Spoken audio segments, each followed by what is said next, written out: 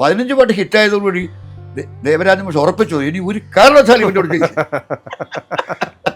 ഇനി കൂടുതൽ ഹിറ്റാക്കണ്ട. അതുകൊണ്ട് ഞാൻ എപ്പോഴും ഞാൻ പറയാറുണ്ട്, ജയിച്ചത് കൊണ്ട് തോറ്റ ഒരാളെ മലയാള സിനിമയുള്ളൂ, ശ്രീകുമാരൻ തമ്പി. മനസ്സിലായില്ലേ?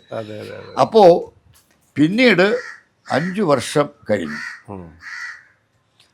5 വർഷം കഴിഞ്ഞ് ഒരുപാട് പാലത്തിനടിയിൽ ഒരുപാട് വെള്ളം ഒഴുകി, ഒരുപാട് സംഭവങ്ങൾ നടന്നു. ഒരു സുപ്രഭാതത്തിൽ അദ്ദേഹം എനിക്ക് ഫോൺ ചെയ്തു,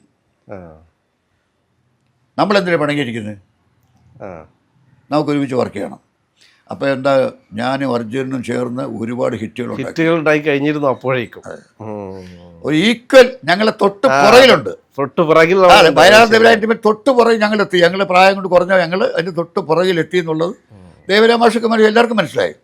അപ്പോൾ ഞാൻ പറഞ്ഞു മാഷ് വേണ്ടെന്ന് ഞാൻ പറഞ്ഞിട്ടില്ലല്ലോ, ഞാൻ വേണ്ടെന്ന് മാഷല്ലേ പറഞ്ഞു അല്ലേ. ഇപ്പോൾ മാഷ് പറഞ്ഞു ഞാൻ വേണമെന്ന്, ഞാൻ റെഡി.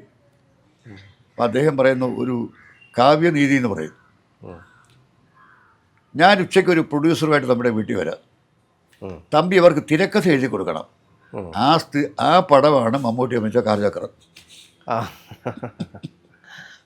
കാലചക്രം അത് മജുംദാർ എന്നുള്ളൊരു ഫണി മജുംദാർ എന്നൊരു ബംഗാളി റൈറ്ററുടെ കഥയാണ്, ബംഗാളി സ്റ്റോറിയാണ്.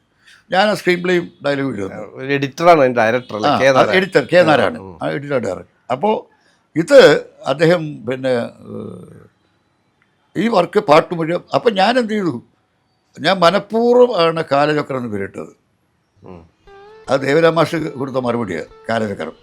കാലചക്രം തിരിയും.